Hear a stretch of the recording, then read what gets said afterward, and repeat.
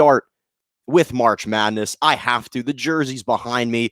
Huge upsets yesterday. UCLA, an 11 seed, knocked off number 1 seeded Michigan 51-49 to advance to the Final Four for the first time since 2008. They became just the second team since VCU did it in 2011 to be a first 4 team to advance all the way to the Final Four.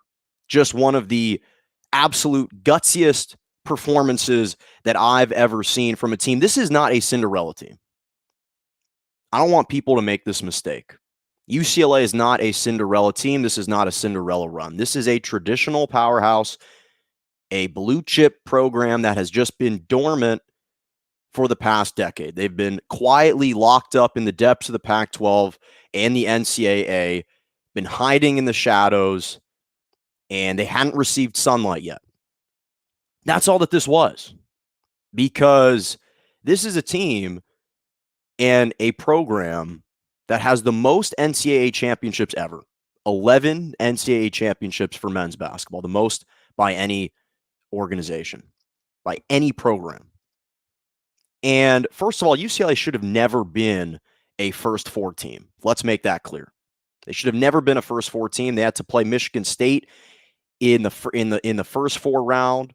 They beat them in overtime, outlasting them in just a grueling grudge match from start to finish, trailed by 13 at halftime. ESPN gave them a 12% chance to even win that game.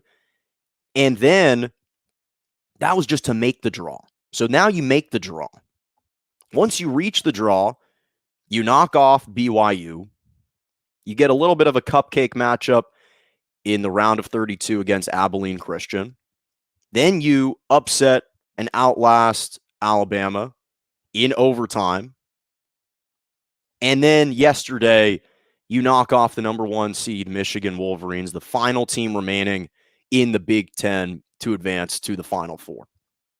Johnny Juzang was tremendous, 28 points on a hobbled ankle. Tiger Campbell was running the point extremely well, was confident, was composed, was poised.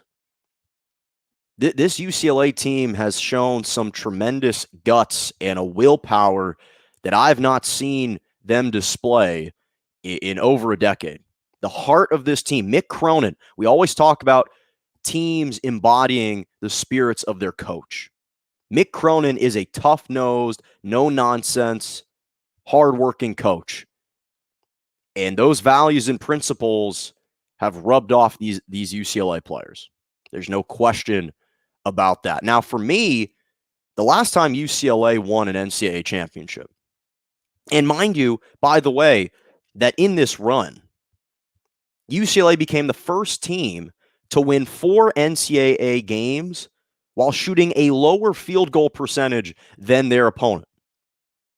Johnny Juzang, in fact, actually joined exclusive company, became top 3 in UCLA lore in men's basketball for the most points scored through the first 5 games of an NCAA tournament, behind Lou Alcindor, Kareem Abdul-Jabbar, and Bill Walton. He's 3rd right now. But the last time UCLA won a championship was in 1995 against Arkansas. Now, I wasn't born yet. I hadn't been born yet. I was born in 1997. But I've been a diehard UCLA fan since I was brought into this world. I've lived through the heartbreaks in 2005 and 6, in 06 and 7, and 2007, 2008. I lived through those Jordan Farmar, Luke Richard Mbah-a-Moute, Darren Collison, Ryan Hollins teams, Aaron Aflalo. I've lived through the second iteration with Farmar, Aflalo, Mbah-a-Moute, Darren Collison, Russell Westbrook in 06-07. I've lived through the third iteration of the team in 2008. Darren Collison, Russell Westbrook, Kevin Love. I've lived through these teams. I've lived through their heartbreaking losses to Florida in 05 and 06, again in 06 and 07. Those teams had Al Horford, Joakim Noah, Corey Brewer, Chandler Parsons. I lived through the 08 meltdown against against Memphis with Derrick Rose. I've lived through these heartbreaks, and now finally UCLA returns to the Final Four since 2008. And again, this is just one of the ultimate gutsiest tournament runs that I've ever seen from UCLA, let alone in 11 seed. This was a double-digit seeded team. And now it sets the stage for what could be a serendipitous matchup against Gonzaga in the Final Four, and that epic and iconic game of the century, potentially, between UCLA and Gonzaga. That was one of the greatest college basketball games that I have ever witnessed. UCLA was a 2 seed. Gonzaga was a 3 seed. That was when Adam Morrison, the nation's leading scorer, played for Gonzaga. UCLA in 05 and 06. Again, Aaron Aflalo, Luke Richard and Mbamute, Ryan Hollins, Darren Collison, Jordan Farmar. This team was absolutely stacked. And they trailed by 17 in the second half. They trailed by 12 with 6 minutes left. And they go on this run. They trailed by 1 point with 19 seconds left. Jordan Farmar with the steal after Adam Morrison nearly coughed it away. Found Mbamute underneath the basket, who was a freshman at the time. And UCLA prevailed and held on for a 73-71 win in one of the most epic and iconic comebacks in college basketball NCAA tournament history. It was one of the greatest games that I'd ever witnessed. And UCLA, even last year, appeared to be on the precipice of going on this tremendous run. They were poised to make this leap last year. Of course, we were deprived of that opportunity because of COVID. And so now it sets the stage again for this matchup and this rematch against Gonzaga, who they last faced in the Sweet 16 in 2015. They lost. But again, the last time that UCLA and Gonzaga met in the Final Four was 15 years ago in 2006. I just recapped what happened. Now, this is a different Gonzaga team.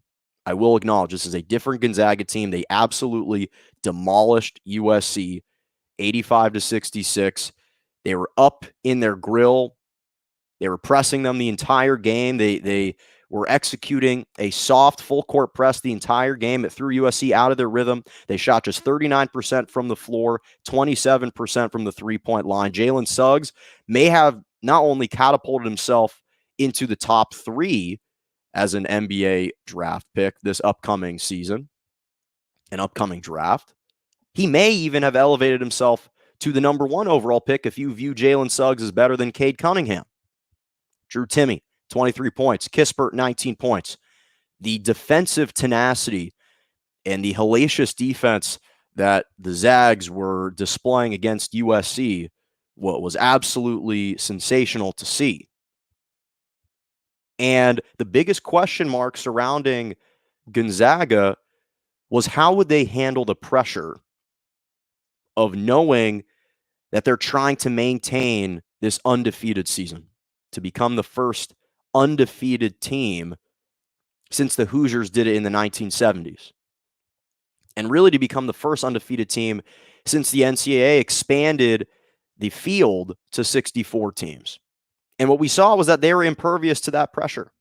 In fact, it was the opposite. It was USC that seemed engulfed and overwhelmed by the magnitude of this moment, by the stature of Gonzaga. That's what it seemed when you were watching that game unfold yesterday.